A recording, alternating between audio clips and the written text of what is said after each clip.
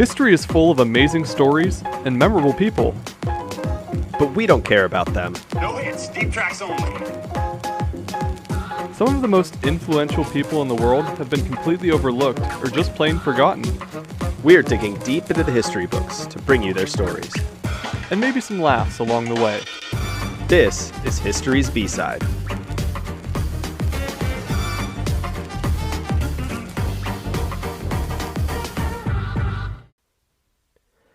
Today's B-Sider is America's first female mayor.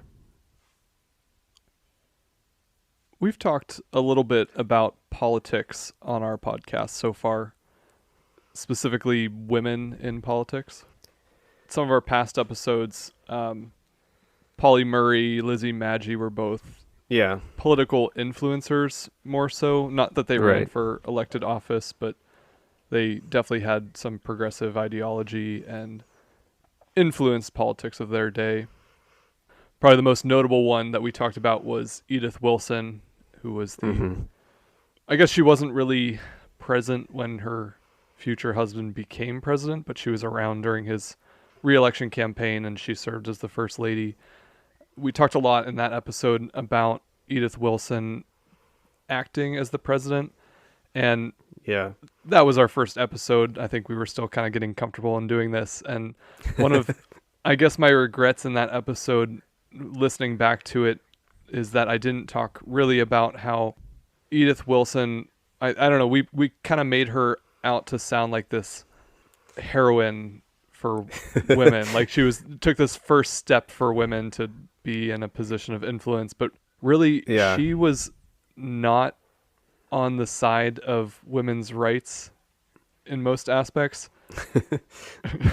She was pretty critical of the suffragettes who were protesting outside the White House pretty much every day during this time period. Obviously, she was the first lady and her husband was the president when the 19th Amendment was eventually passed, giving women the right to vote. So she was around during that time, but she was very critical of the women who were fighting for this right on behalf of other women. And really, when the 19th Amendment was finally passed and had President Wilson's endorsement, his original platform was just that he thought it should be a state-by-state decision. He only really came around to the idea of women's right to vote because of public pressure. It had nothing to do with his wife, Edith, being the voice of reason on behalf of women to give them the right to vote. It's surprising to me, I guess in a way that isn't surprising, that so many women were critical of the women's movement and the movement for suffrage. I just always get kind of, I don't know, I'm used to our present day status of that issue and women supporting women. And it seems just so obvious of a stance that you would expect another woman to take that it's a little jarring when you read like a woman like Edith Wilson being critical of them. And I think even our topic today might not have agreed with some of the, I don't know, goals of the suffrage movement. Yeah, I don't know. We're obviously going to be talking a lot today about women in politics and specifically women gaining the right to vote and the ability to have a place in public office. So I thought it would be a good opportunity to kind of revisit one of our earlier episodes and just point out that not all women were necessarily on the same page. And Edith Wilson, who's someone that we've talked a lot about on the show, was kind of at the forefront of not being a suffragette. But on the topic of, running for office and voting, you and I, we're both voters. We vote regularly. Yeah. What's your thoughts on voting? Like, why do you vote? Without making that too complex, I vote because I feel like if I don't, I can't complain as much about my leaders. And I think it, in some small way, it does matter. Like, I know people say your vote doesn't count, and I totally get where they're coming from with, how kind of confusing and seemingly corrupt politics can be, especially nowadays. But I think you still have to trust the system enough to be involved. Yeah, I agree with that. And I think for me, I definitely, I'm sure that I've missed some random off-year primary elections or something before, but I do try to make a point to vote every time it's election day, because it is a right that I think is kind of inherent with our American values. And, on top of what you said about just having a voice and, it being a way that you can participate in the process, you also think a lot about what people fought for to have this voice, both in the American Revolution, just to have, a government by the people, but also women who protested and fought for their own right to vote as well. Yeah. Have you ever wanted to run for office yourself? Yeah. I mean, I think there's various times in my life where I've I don't know, if nothing else, thought to myself, I feel like I'd like to be involved in that kind of thing, but it also terrifies me. My dad has made suggestions that I run for some kind of office or something, and I have no desire to be in front of the public in that sense. I don't know. I don't even have a reason for, just doesn't appeal to me. Yeah, I don't know. I don't think I'd mind being in the public eye, but maybe I'm jaded by the public perception, but I don't know. I feel like I'm not prepared to play that game, the politics game.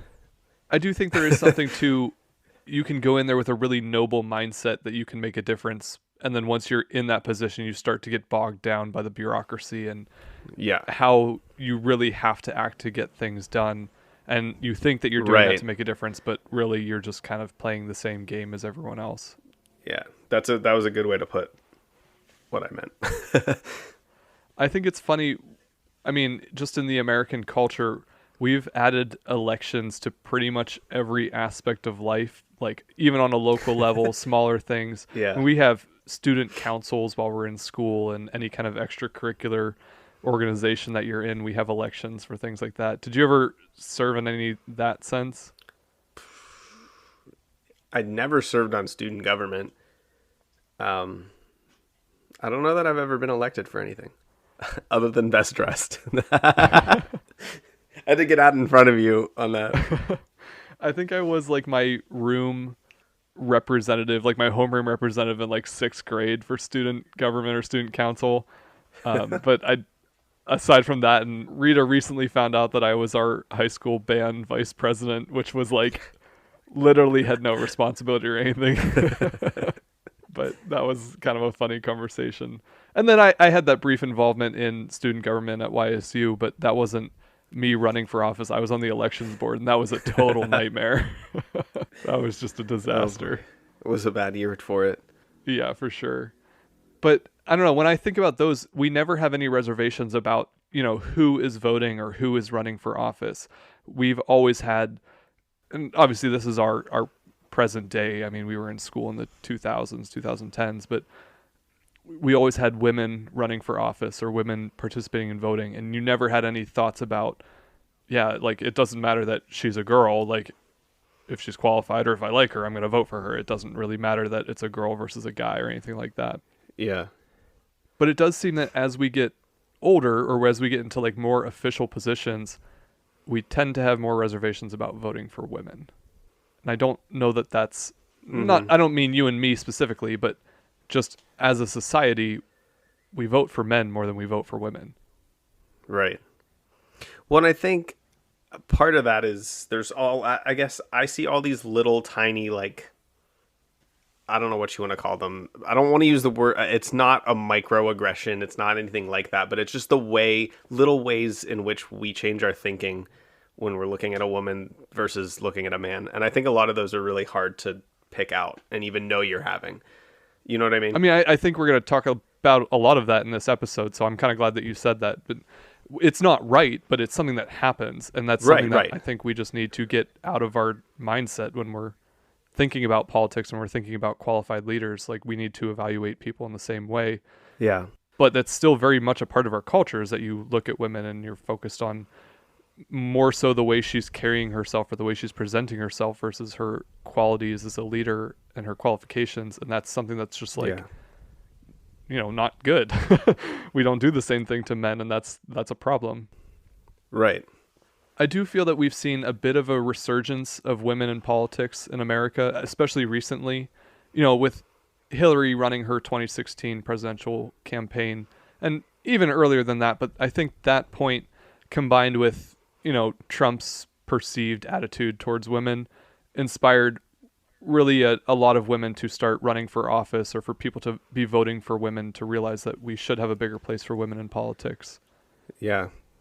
In those 2018 midterms, we set a record for women in elections. As in America, we elected the most ever women to Congress. We had 125 female representatives to Congress, and we had over 2,000 women serving in state legislatures for the first time. We broke those records again in 2020, where we had 142 women elected to serve in Congress. Wow, so it was a big jump. I mean, that's huge.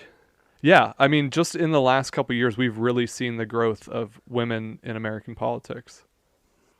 But even still, we're kind of lagging on a global front. I just looked this up recently, but the 2021 UN Women in Politics study has the U.S. ranked 87th out of 190 countries for female representation. Yeah, we're currently at 27.3% of our congressional representation is women, compared to, what would that be, 72% male, almost 73% male. So there's definitely a big gap between the two for who's actually representing us. Any idea of what countries come in closer to the top on that list?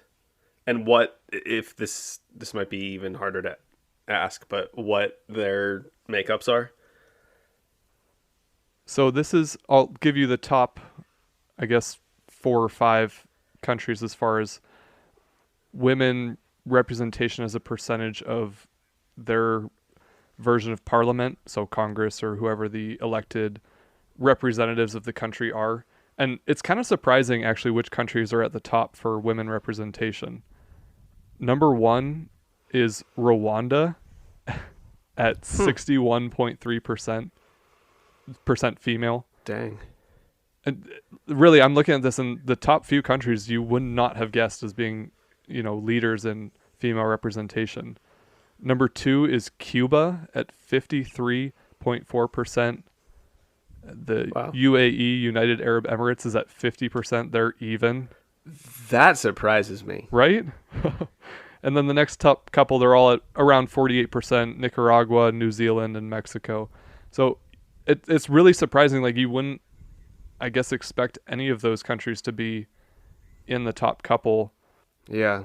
Really no European or, I guess, super developed countries in that. They're all kind of, I mean, a couple are, I guess, a little higher tier than others, but it's the more developed world leaders that we talk about that tend to be further down the list, which is kind of like a weird, I don't know, perception of culture. Yeah. I mean, there's certainly many ways where the developed countries, quote unquote, would be at the top, but I feel like there's a handful where you see that flip-flop. Like, I don't know, we're not killing it on the freedoms index either. not that the ones that are necessarily developing countries, but I don't know. I guess that kind of thing is always kind of jarring when you read it up against our like perceptions about other countries that we've never visited. Well, I guess credit where it's due as much as you can. America did set a big milestone in 2020 by electing the first woman on a winning presidential ticket, Kamala Harris, as our vice president. And what I guess is interesting is that she was elected 100 years after the passing of the 19th Amendment, which granted women the right to vote. It only took 100 years. Yeah. So, I mean, it's not great, but we are, I guess, finally starting to break through that glass ceiling, and hopefully we do start to see and continue the trend of more women in politics and starting to elect women to these offices of representation. The 19th Amendment obviously plays a big role in today's story. I guess not so much in today's story, because we're going to be talking a little bit earlier than that, but just this era of women getting into politics, the 19th Amendment is a big part of that. For anyone who doesn't really know the text on it, the 19th Amendment reads that the rights of citizens of the United States to vote shall not be denied or abridged by the United States or by any state on account of sex. So really, you can't be denied the right to vote, whether you're male or female, or I guess anywhere in between. Yeah.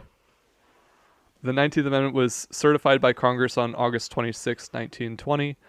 And while there have been obviously some hiccups, as there always are in politics and elections, women have had the right to vote ever since. It was a battle to get this right. Obviously, there were a lot of men and political organizations that fought against women having the right to vote. As I was reading for this episode, I came across it's kind of, I guess, a flyer, a pamphlet from the National Association Opposed to Women's Suffrage, which gave a list of reasons why they shouldn't be given the right to vote. I thought this was just so ridiculous. So the reasons are because 90% of the women either do not want it or do not care. Because it means competition of women with men instead of cooperation. Because 80% of the women... so convoluted. Because 80% of the women eligible to vote are married and can only double or annul their husband's votes. Wait, so they're arguing that the vote's useless because it's only going to either double or discount? What about the other 20%, first of all? And I mean, does it matter that it either doubles or annuls? I mean, in reality, no, it doesn't. But I guess the reasoning is just that a married couple would be voting from the same household, so they'd have the same ideas. So it's not fair that the married couple gets 2 votes, whereas a single person only gets 1 vote.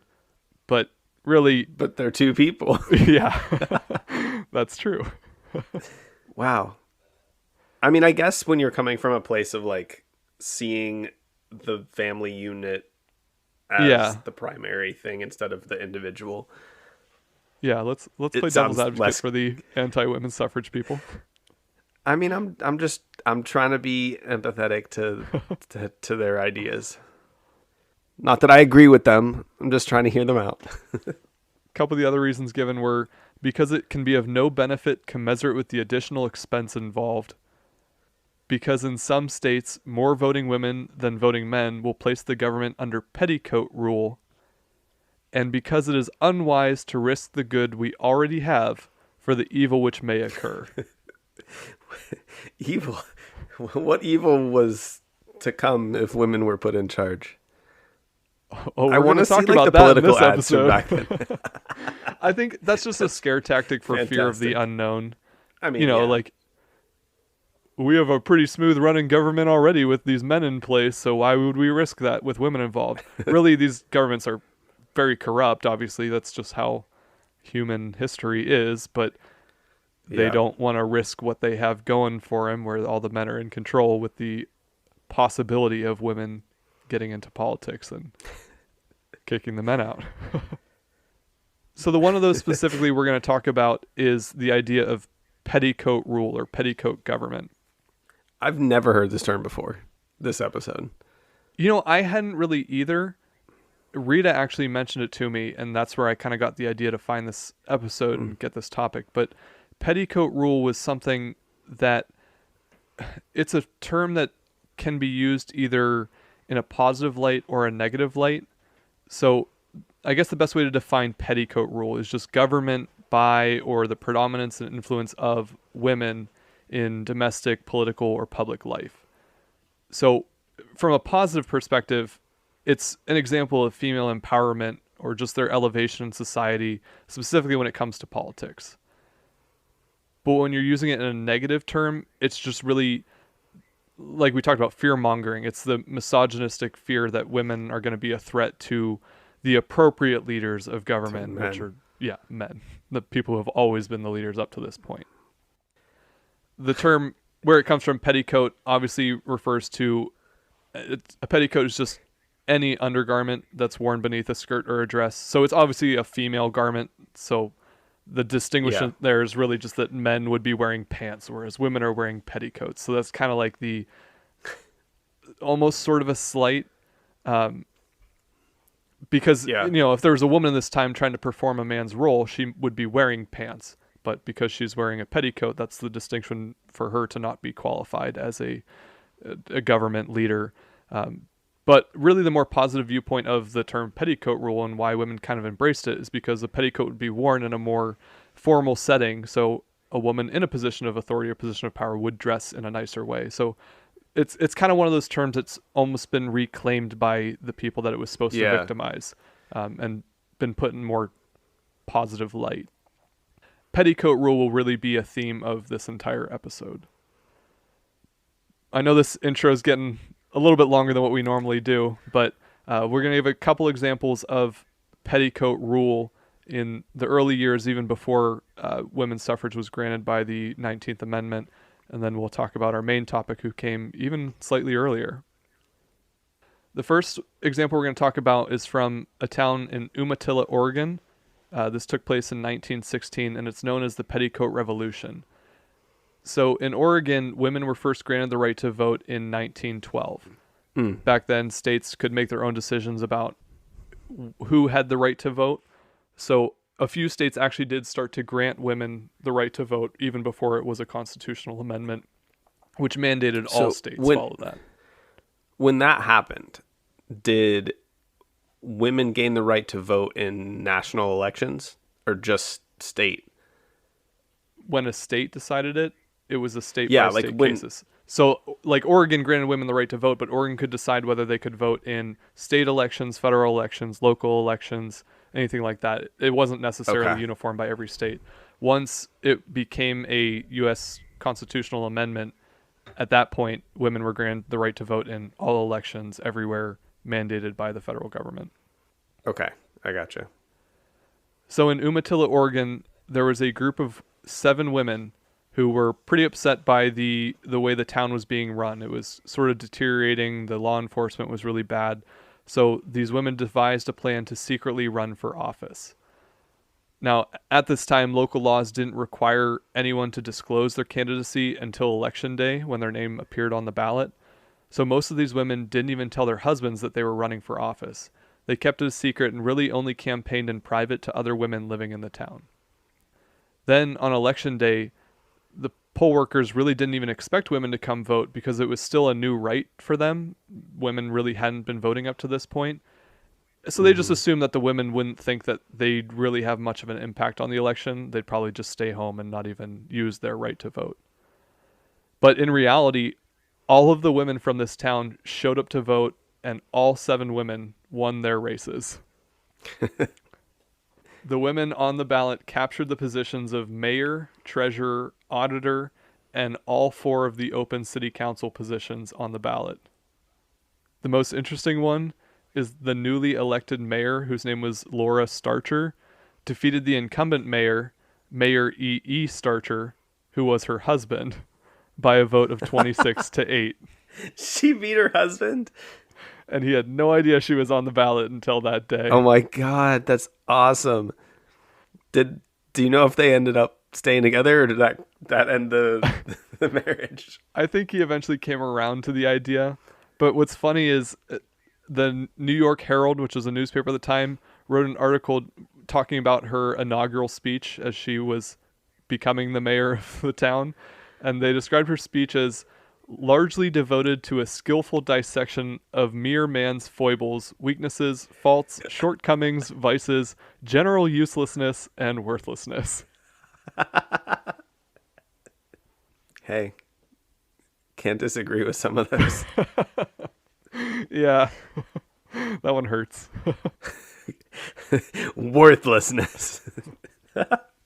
But the women were effective. They undertook reforms to clean up the town. They opened a library, and they appointed several women to law enforcement positions within the city. None of the women sought re-election at the end of their terms in 1920, and the town returned to an all-male leadership after the fact.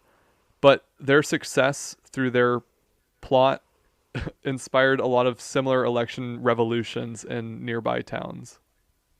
This kind of, I don't know, bugs me for some reason. Why go through the trouble of planning all of this and winning all these votes for the positions of power in the town if you're just going to let it go 2 years later? Now, I don't have a real answer to that, but it's a common theme that we'll see in the stories we're going to talk about today. And my best guess is that in this time period, we still had very traditional home roles. So just because a Yeah. woman would take on some kind of government job doesn't mean her husband's going to step in to take care of the house. So I would bet that these women still had basically double the workload doing their normal duties around the house and being the mother, taking care of Right. the chores and things like that, on top of having to run the city. So maybe some of their home responsibilities forced them out of these positions of authority. Maybe some of them really just weren't that interested and wanted to use this moment to show that women had a place in government. I don't know the answer to it, but that's kind of my guess, is that eventually the traditional power structure of having males in government just kind of took over and went back to normal. Gotcha. But I do think that it's important to note that these women kind of set the table for the future of women in politics that we see today, still Yeah. obviously growing and not where it should be yet, but we'll get there. Another good story that I wanted to include is from Jackson, Wyoming, which took place in 1920. Now, Jackson was the center of a Wild West outlaw refuge, which was known for its horse thieves and barroom brawls. Really not a great place to be living. And this town was right in the center of it. The town itself wasn't too bad, but they did get a lot of the, rough and tumble riffraff from the neighboring areas. In May of 1920, an all-female ticket was appointed to the town council, and they appointed other women to lead all the municipal roles. So nationwide, these women were referred to as the Petticoat Rulers. They weren't the first all-female town council, but because of the time period that they existed, that they came into power, it was more notable. They were more famous nationwide just because this was the same year that women's suffrage became granted nationwide. Yeah.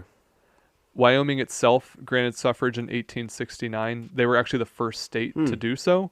So these women really did have this opportunity before a lot of other women in the country did. Yeah. The election of these women drew the most voters ever in the town up to that point, and most of these women won their elections by a margin of 2-1. And these women were very effective. They cleaned up the town square, they expanded electrical service, installed street lights, they expanded the budget of the town to serve the community, and the biggest thing they did was collect all these unpaid taxes that the former all-male leadership had just let go all these years. When they took over, the town only had $200 in its accounts, and in less than 2 weeks, just from collecting these unpaid taxes, they increased the town finances to over $2,000. What were they doing? Why was all like, I don't want to agree with Laura Starcher, but aside from their foibles, weaknesses, faults, shortcomings, vices, general uselessness, and worthlessness, why were male leaders so willing to let all these public issues exist? I kind of wonder if part of it is just that they've never had a threat to their government power. They've just always been able to do whatever they want and get away with it and just claim that the city's doing great. Why sacrifice the good for the evil that may occur? The mayor of Jackson, Wyoming, named Grace Miller, said that, quote, "We simply tried to work together. We put into practice the same thrifty principles we exercise in our own homes. We wanted a clean, well-kept, progressive town in which to raise our own families. What is good government but a breathing space for good citizenship?" I kind of like her headspace politically. Now, unfortunately, the town did not elect future female leadership again until the 1980s, but this all-women council really shaped the way Jackson, Wyoming appears today. So those are a couple examples of this petticoat rule, and some of the women that got into these positions of authority really paved the way for women in politics. But we're going to talk about a woman who came quite a bit before them and really served as the first woman in American politics. So we're going to take a quick break, and then we'll get into the story of America's first female mayor. We'll be right back.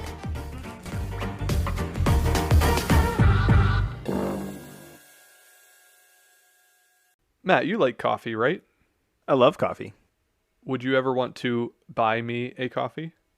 Anytime, Phil. Just say the word. You know, our dedicated listeners could also buy me a coffee.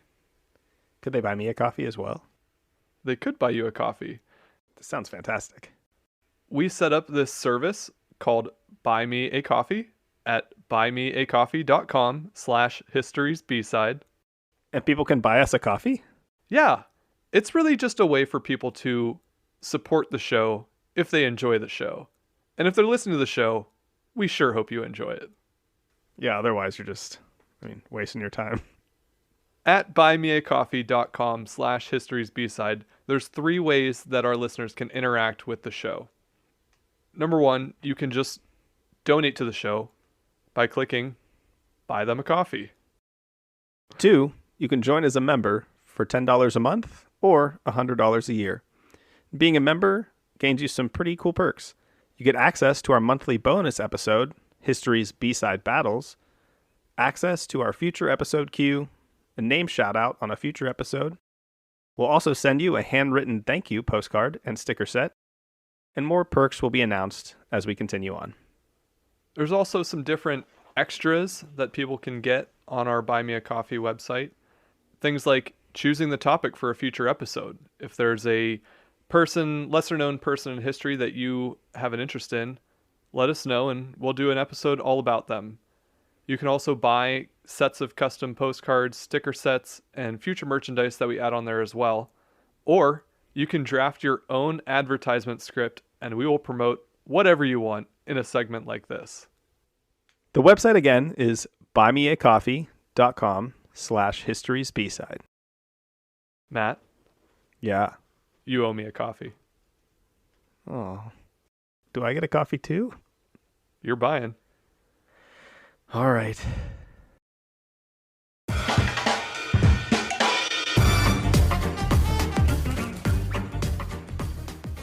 So today we're talking about America's first female mayor. And while that was her elected title, it's actually believed that she was really America's first female elected official, like the first woman to win any election in America. So it's good to keep that in mind. She's going to be really important to the future of American politics. And really, she's someone who never wanted to be that person, never wanted to fill that role. Yeah. So it'll be interesting to get into her story a little bit. She was born Susan Medora Kinsey on March 2nd of 1860 in the Lemira community, which is in Belmont County, Ohio. So a lot of Ohioans Shout who out. very famous in history. At age 12, though, her parents, Oliver Kinsey and Teresa Ann White Kinsey, moved their family to an 80-acre farm near Silver Lake, Kansas. In 1878, she attended Kansas State Agricultural College, and she actually joined as a sophomore. She was able to skip her freshman year, all of her freshman courses, because she took college-level courses while she was in high school. But unfortunately, she dropped out of college 6 weeks before graduation due to an illness. So she was a smart person. She, even for the time, wouldn't have seen a lot of women getting this type of education, and she clearly was set up for success in life. Yeah. While she was in college, she met Lewis Allison Salter, who was a law student. He graduated in 1879. The couple married soon after on September 1st, 1880, and then they moved to Argonia, Kansas in 1882. Argonia was a fairly new town. It was founded only a year prior, and their population was about 500 people. So a small town, but they had a lot of influence once they became a part of the community. The Salters had their second child, whose name was Francis Argonia Salter, on 1883. What's interesting about him, and the reason I mention him, is that he was actually the first baby born in Argonia. So you can see like what a new town this was and how small it really was. But in total, the Salters had 9 children. So he was just happened to be their second child and the first baby born anywhere in the city of Argonia. The city was incorporated in 1885, which made it an official city, and they started to have these elected offices. And actually, Susanna's father, who had moved to the city soon after they did, was elected the first mayor of Argonia, and her husband served as the city clerk. So they're already connected and involved in the local government. Mm-hmm. Susanna herself became active in the local Women's Christian Temperance Union and also the Prohibition Party. Just to give a little background on those two, the Women's Christian Temperance Union was an evangelical organization that was dedicated to helping women and girls through the adoption of social policy reforms. Their biggest platforms, and probably what they're most known for, was just women's suffrage and prohibition, which is a topic that we're going to talk about in a future episode of History's B-Side. Do you know why those two issues were connected? Well, the prohibition was obviously a big religious thing that was pretty much driven by pretty devout Christians of the time period. As far as women's suffrage, I mean, I think that's just inherent in being the Women's Christian Temperance Union. They were very pro-women and making sure that they had equal rights to men, so that's why the right to vote seemed pretty obvious to them. Gotcha. She was also a member of the Prohibition Party. Like we talked about prohibition, the opposition to the sale or consumption of alcoholic beverages. And the Prohibition Party was a pretty prominent third party at the time. It's actually the oldest existing third party in the U.S., and it was an integral part of the temperance movement that led to prohibition. The Prohibition Party still exists today. It's not as powerful as maybe it once was, but they did have a 2020 presidential ticket. That ticket included Phil Collins, not that Phil Collins, but Phil Collins of Nevada and Billy Joe Parker of Georgia, who received 4,830 votes nationwide in the 2020 presidential election. It's a lot of votes. So is there like party platform banning alcohol again? You know, I didn't read that much in it, but like I feel that it has to be if they're the Prohibition Party. They actually went through a couple candidates in the 2020 election. I was going to get into a deep dive on it, but it's really not that important to the story. But I just thought it was funny. Like they had people who were supposed to be their presidential nominee and then left the party because they had disagreeing values. And I was just curious what those values were because like it's the Prohibition Party. Do you have any values besides just banning alcohol? We're staunchly anti-prohibition on the History's B-Side podcast. Yes. Staunchly. What is noticeable about the Prohibition Party is that they nominated Marie C. Brame as their VP candidate in 1924, so 4 years after women were granted the right to vote, and she was actually the first qualified woman ever to be nominated for vice president. It only took 96 years for a woman to finally become the vice president, but good for the Prohibition Party. Yay. Baby steps. 75-year baby steps. So as we talked about, some states were able to grant the right to vote to women prior to the 19th Amendment. Women in Kansas were given the right to vote in 1887, so actually the year that the bulk of our story is going to take place. Their right to vote only included municipal elections, so that's local city elections, but this was still viewed as a big win for the Women's Christian Temperance Union. Many men in a lot of the local town politics were unhappy with women getting this right, because they feared the possibility of Petticoat Rule. Now, like Umatilla, the local laws of Argonia did not require the names that appeared on the ballot to be announced until Election Day.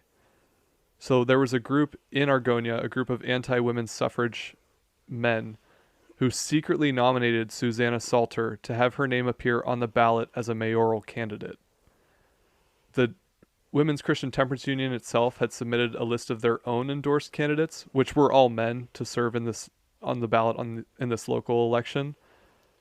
But this group of men thought that they could kind of trick voters and kind of play a prank on women being involved in politics by submitting an identical list of candidates. The only substitution they made was taking out the Women's Christian Temperance preferred mayoral candidate and substituting Susanna Salter's name. They figured that all the women in the town would still vote for the Women's Christian Temperance Union endorsed candidates, and that Susanna Salter wouldn't receive any real votes and just get totally embarrassed in this election. So why did they choose her? Do you know?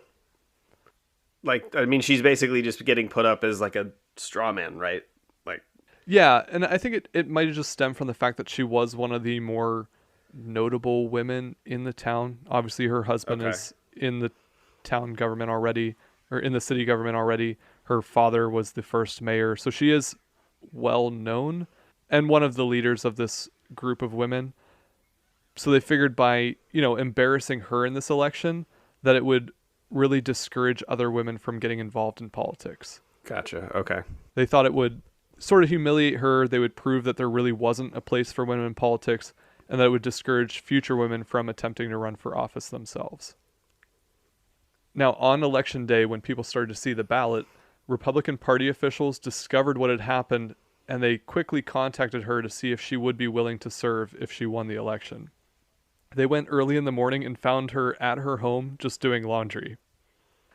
Susanna had no idea that her name was on the ballot, that she had been nominated for election, but she agreed to serve pending the outcome of the election, which was enough to verify her as an official candidate. The Republican Party then quickly worked to convince all of their members to vote for her, hoping that it would show up the men who secretly added her name to the ballot.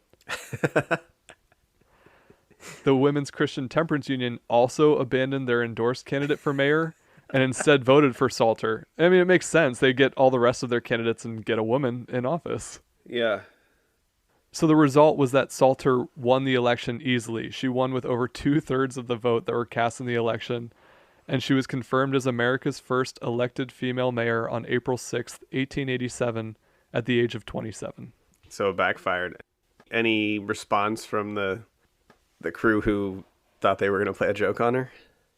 Well, what's interesting is also on the same ballot were city council positions, 5 city council positions, and 3 of the men who won city council positions were of that group that put her name on the ballot. So they didn't really expect to be able to work with her too well. They were expecting her to have this Petticoat Rule idea that she was now the woman in charge and she was going to change all their policies and everything that they built the town to be. But that really wasn't how she planned to run the city, how she went into this government role. Yeah. At their first city council meeting, she addressed the group and she said, quote, "Gentlemen, what is your pleasure? You are the duly elected officials of this town. I am merely your presiding officer." So really this indicated that she intended to work harmoniously with the city council and that they weren't going to be under Petticoat Rule. I feel like that's a smart way to go about it, though, in a way. Like, it's kind of in the same vein undermining them again in that they kind of expected this Petticoat Rule that was going to be a straw man for them to be able to argue with. Yeah, I think that's pretty good awareness of the situation that she's in, because she is the first woman to serve in a role like this. So and she didn't really want it. She didn't put her name on the ballot. She didn't campaign for it. She just kind of said, okay, if people want to vote for me, then I'll do it. And then kind of was just there. Like she was, I guess, more of a figurehead than anything, but she showed that women can be involved in politics and not be this big threat or this big fear that everyone has about what if we have women in politics, which maybe isn't always the right approach. Like, you want her to be this, like, I don't know, this maverick or pioneer of women in politics, but she really just was a leader. She was there. She worked with people and tried to be effective in the way that she knew how. This first council meeting was attended by a correspondent from the New York Sun, who, of course, described her dress and her hat. The important stuff. They still haven't stopped doing that. Exactly. It's the same thing we talk about women in politics today. What pantsuit is Hillary Clinton wearing today? Yeah. What shoes did Kamala Harris wear to the inauguration? Right. But he did also write that she presided with a great decorum, keeping the discussion poignant and respectful. So she was an effective leader to sorts. She actually became one of the most talked about and written about political figures in America, and her service was covered by both domestic and international reporters. Journalists kind of viewed her as a case study for how women could perform in government roles for future towns that maybe would elect female leaders. The 2 primary attitudes toward her elected position were essentially just this objection to Petticoat Rule, the fear that this would lead to more women in politics and that they would be unqualified and taking power from more effective men. And this resulted in a lot of editorial jokes or, just petty criticisms of her position and the fact that she wasn't qualified or didn't deserve to be there. But the other, I guess, slightly more progressive attitude was just this wait and see attitude, that they would determine her political effectiveness and really the effectiveness of women in politics just based on the success of this first female mayor. They felt that a successful term would prove that women entering politics would not maybe be such a major change, that if she could be effective and be a good leader, then it wouldn't be the worst thing in the world if more women started to get into these elected offices. Right. I mean, we keep talking about this position she's in, and it kind of reminds me of how Obama had to act during his presidency. Like, anything he messed up was going to be a more well-remembered mistake. And I feel like people were kind of eyeing him to see how he reacted as the first black president, which is I think a crappy position to be in. But isn't that kind of crazy though? Like, Obama was president, 120 years after Susanna Salter was mayor, and we still had the same idea just because it's something new that we're not used to. Like, there's been other black leaders before Obama was president. Granted, there haven't been other women leaders before Susanna Salter was elected mayor, but still. Sure. It's just a human. It's still a person. I know that wasn't the idea at the time. Like, there was different places in society and culture, but it's just crazy that in 2008, we still had that same idea of, can this guy even be a president because he's black? And what's crazy to me, like, I was thinking about it as I was researching this episode, African Americans were granted the right to vote 50 years before women. And okay, that's not a blanket African Americans were granted the right to vote. There were clearly still hurdles like poll taxes and all kinds of barriers to entry for African Americans to actually be able to vote nationwide. But it's crazy to me to think about the fact that as much as we talk about, oppression of African Americans throughout American history, they were granted the right to vote 50 years before women. What does that say about women's place in society at the time if we treat black people one way and they still get this right 50 years before women? Right. In some respects, I kind of feel that it's a good thing that our first female vice president, regardless of your opinion on Kamala Harris or her politics or anything like that, but I think it's a good thing that our first female high elected official, the vice president, is also a person of color, because I think that really opens the door for more women and more people of color to get into these high roles. And hopefully, we're obviously early into the Biden-Harris administration right now, but hopefully we do see a lot of success out of their office, and it can, set a good table for serve as an example, future people to serve in these roles. Susanna Salter's term as mayor was ultimately pretty uneventful.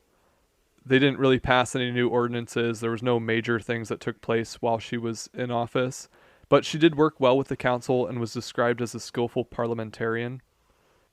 Various papers at the time described her as an acceptable and qualified mayor, and that she is said to discharge the duties of her office in the most acceptable manner. When she was asked if her election inspired her to continue as a future politician, she responded, quote, "No, indeed, I shall be very glad when my term of office expires, and shall be only too happy to thereafter devote myself entirely, as I always have done heretofore, to the care of my family." End quote. So like I said, the reason some of these women probably didn't pursue re-election or future positions in office is because we still had the same family dynamic of the man goes to work and the woman takes care of the house. So probably as mayor, she was doing both. Yeah.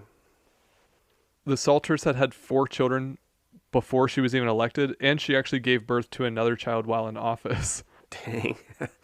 And like we said, they ended up with 9 children overall. So it was a big family role for her to be taken care of while she was also running the city. That's wild. 4 kids and pregnant. While being the first female elected official. She did not seek re-election, and she returned to private life after 1 year in office.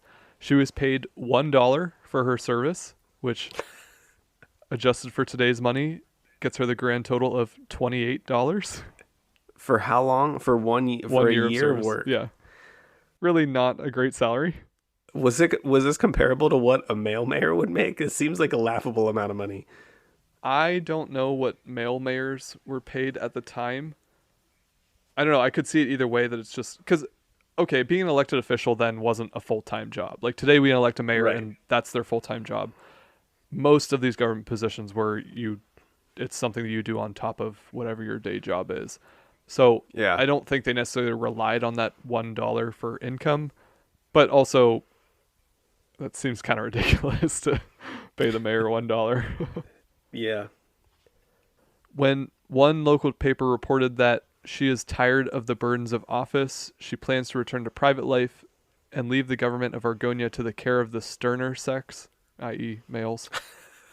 Another newspaper responded to that report by saying to the contrary that Salter, quote, finds official duties less troublesome than household duties, which she also attends to and does not complain of either. Her success in office did lead to other Kansas towns electing female mayors and city councilors the following year.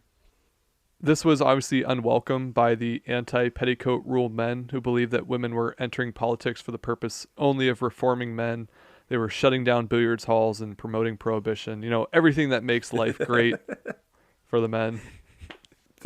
They're going to take our bars. The Salter family remained in Argonia until 1893. They eventually moved to the Oklahoma Territory, which at the time was not yet a state. Her husband practiced law there and eventually established a newspaper, and he eventually passed in 1916. Susanna remained interested in politics, but she never again sought elected office.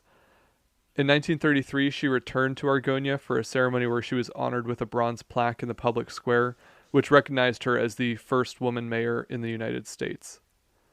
And on her 90th birthday, she vowed to walk a mile every birthday for the remainder of her life. She died on March 17th, 1961, 2 weeks after her 101st birthday. Jeez, she went for it. Seriously.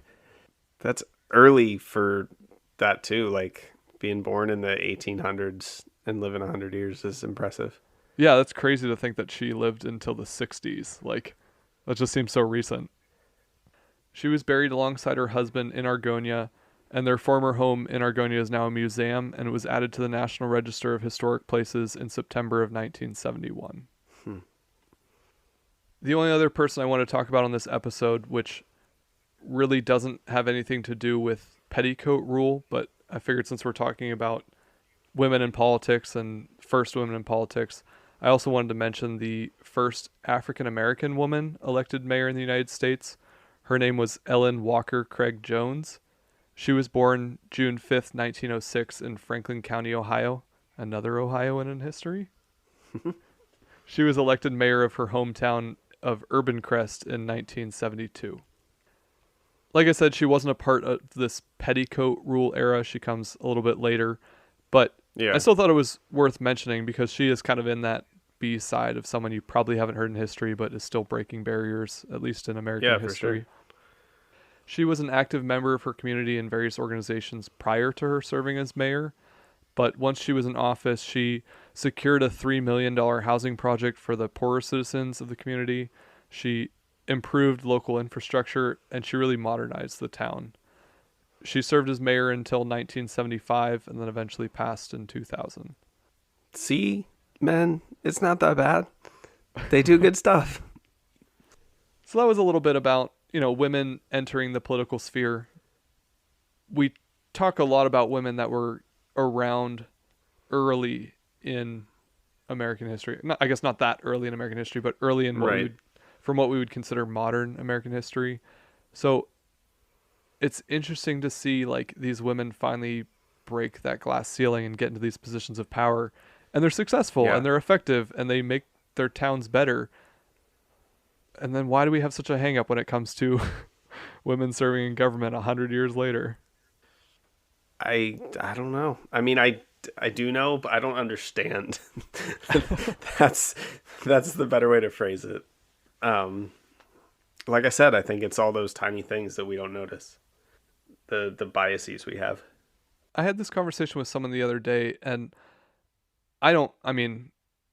clearly people don't come to our podcast to listen to us talk about our political values, but I just have this idea that on one side of the spectrum, we have a party that is really interested in making sure there's representation of all groups of people, and they maybe try a little too hard to do that, and in some respects that they are just making sure that we have representation from every minority and women and people of color that are women and things like that. And not that there's anything wrong with that, but that sometimes they maybe look past the more effective leaders just to have that representation. And then the other party is only nominating or supporting people who they think are the most qualified candidate, but lets their internal biases to get rid of some of that representation because they think the most qualified candidate doesn't necessarily come from those groups of people.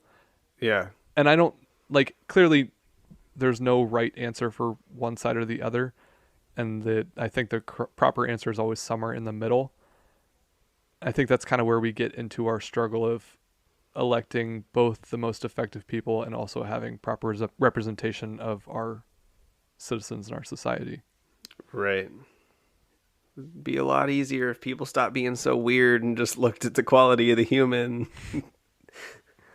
So, are you ready for your quiz? I guess we'll see. All right. It's not that bad. We'll be right back.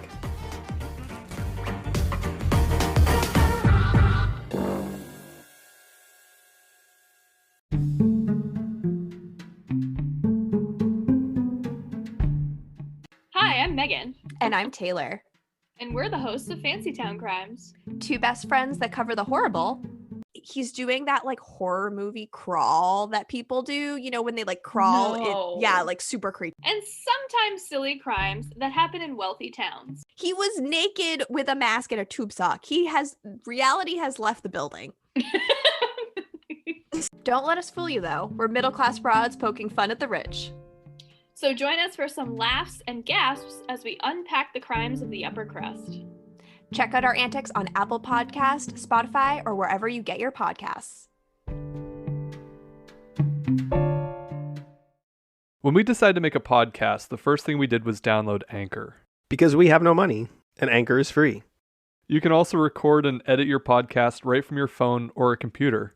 Then, it only takes one click to share your podcast to Spotify, Apple Podcasts, and more. And because we have no money, Anchor helps pair us with advertisers and lets our listeners support the History's B-Side podcast directly on our page. If you've got an idea for your own podcast, download the free Anchor app or go to anchor.fm to get started.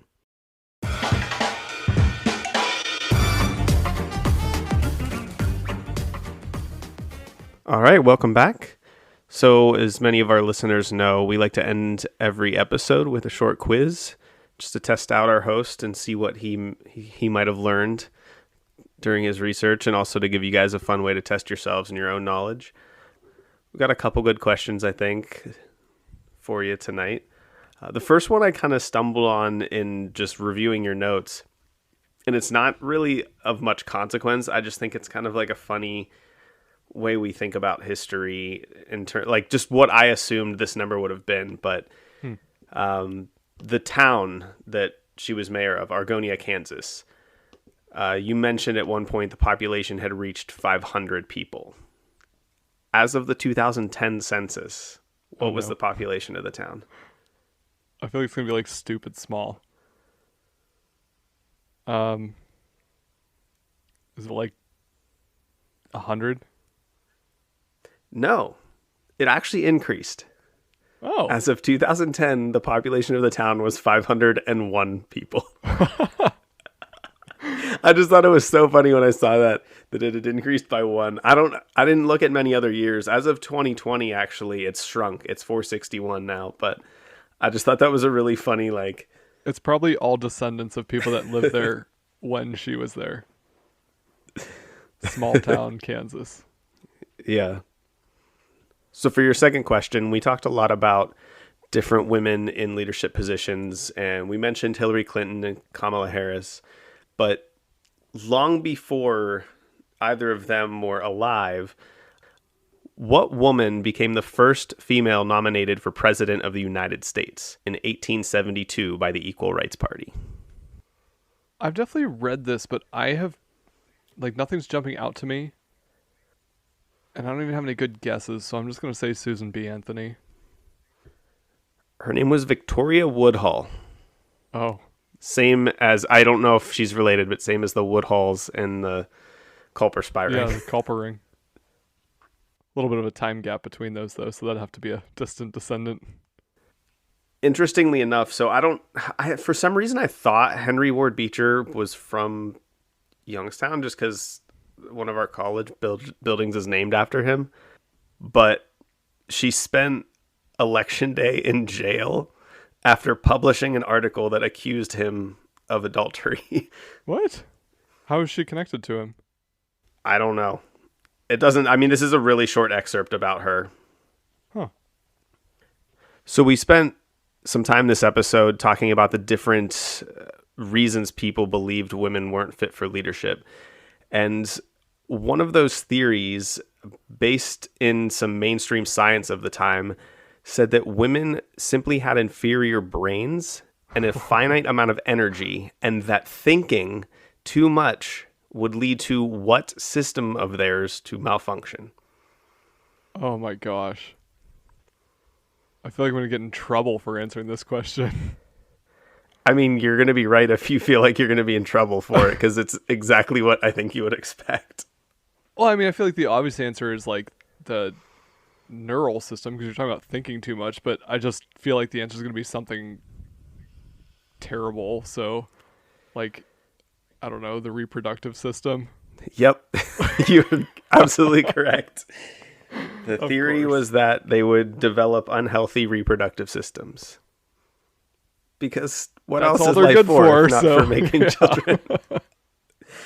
That's where, at the beginning of the episode, when I was looking these up, I was like laughing at this because it's just, some of the stuff is so ridiculous. Like, they only have a finite amount of energy, and when they're gone, they're gone.